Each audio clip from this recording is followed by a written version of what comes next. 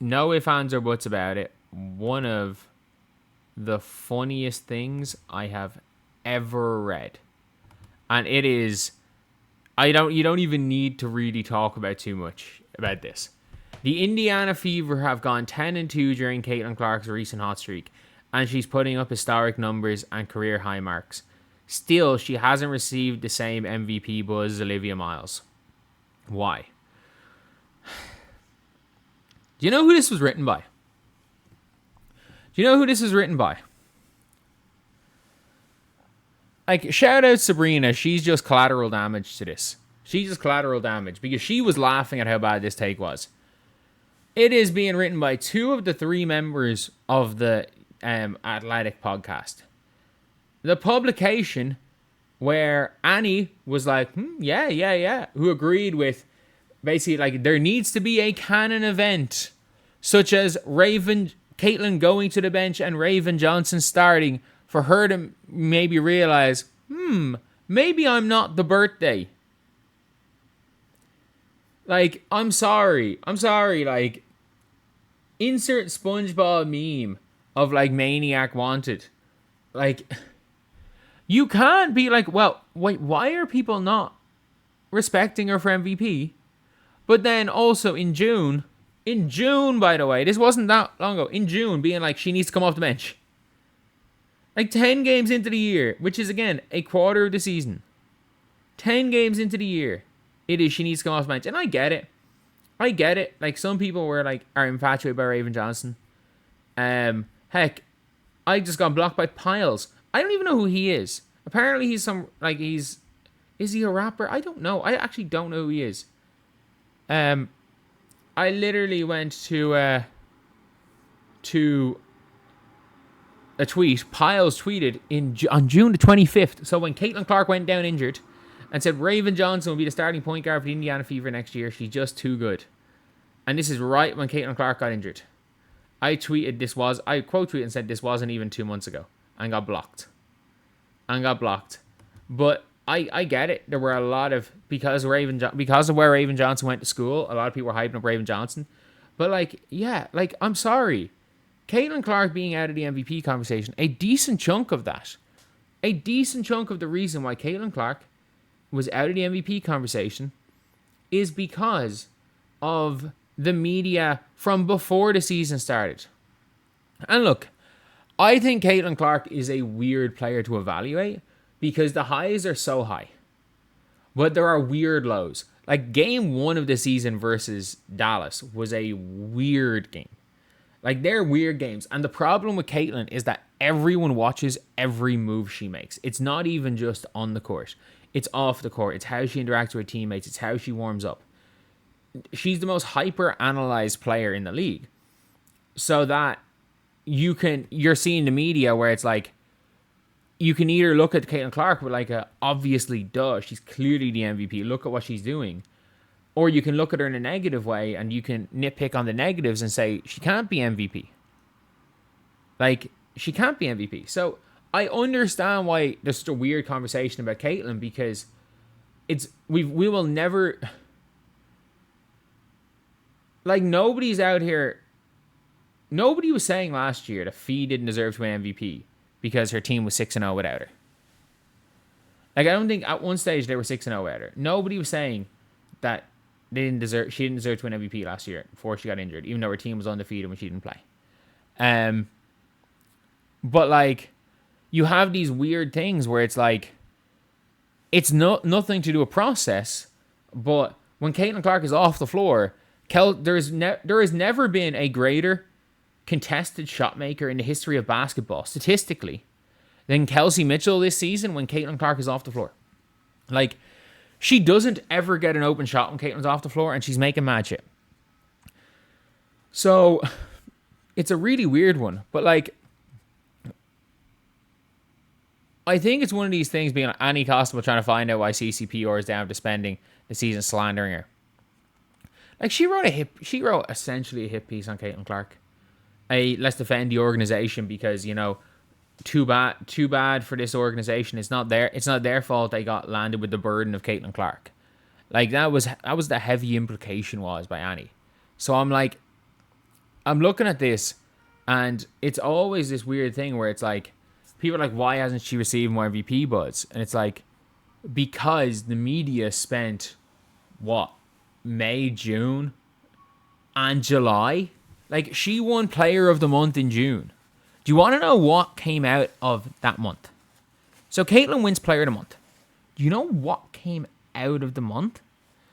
What came out of the month was a conversation about whether or not Caitlin Clark needs to apologize to Alyssa Thomas for, unfortunately, having her neck get in the way of Alyssa Thomas's fist. Whether Caitlin Clark... Like, that was all it was. Caitlin Clark got injured. The Mercury took out Caitlin Clark and she was being asked to apologize. That was what was happening coming off of her first Player of the Month. And, like, look, the odds of Caitlin Clark winning August Eastern Conference Player of the Month are high right now. There's what? We'll know by the end of the Chicago game. We'll know if she's won it or not. Because Shakira Alston's been great. She's won a Player of the Week. Kelsey Mitchell's been great. But the odds of Caitlin Clark winning a second Player of the Month and fourth or fifth Player of the Week by the end of August are not high. Do you think voters should give Olivia more credit because she's a rookie when considering for MVP? No. I think narratives always play into it. And I think Caitlin will be narrative out of an MVP for her entire career. And that's the problem, is that we're now at the stage where I think we're at the stage where the media was so wrong in one direction about Caitlin Clark that they're now being like, wait, why is she not getting more MVP coverage? When it's like, so basically they started the storm to create a narrative, and they're using that narrative to complain about the narrative they created. Like, it's just a weird one. And it makes perfect sense. Like, it makes perfect sense about what is going on. At the end of the day, look, if the Aces finish fourth, you can't three-peat finishing fourth. You just can't. You cannot three-peat finishing as the fourth seed. If you three-peat finishing fourth seed, and it's not like such a statistical anomaly season that like there's no one else in the conversation, like then it makes a mockery of the league. Like, it's not even like it would make a mockery of the league, because like they wouldn't even let, like, Jokic had on his three-peat year, both of his three-peat years. Sorry, not even both of 3 years. In his 3-peat year, had statistically one of the greatest seasons of all time. And because his team was... his team was the 1 seed. But they still narrated him out of an MVP because Kendrick Perkins said it was racist to vote for him. So he got 0 first place votes from white voters because the narrative was, if you vote for Jokic and you're white, you're a racist. So, like, Aja has opposite of voter fatigue.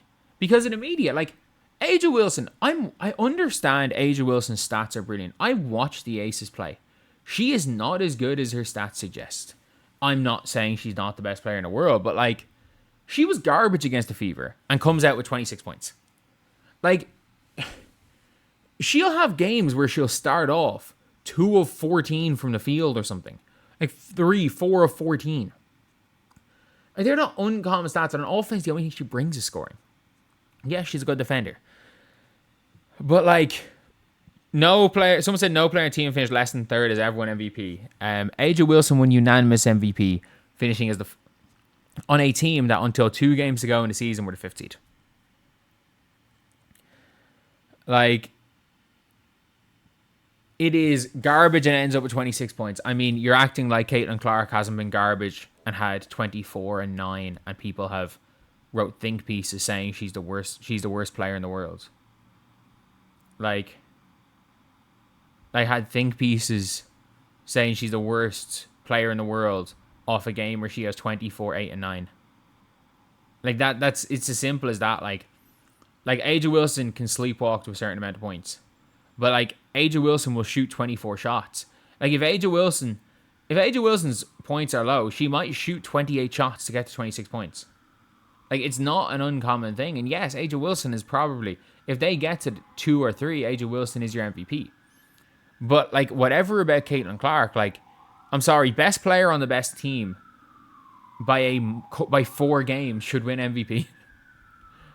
Like there is no world in which a team is first by as much as Golden State is first. Like if they win out the season, they're going to be first by 6 games. Like if Golden State win out the season, they've had the most wins of all time. I don't understand, and I get it. Caitlin Clark's had a statistically magnificent season.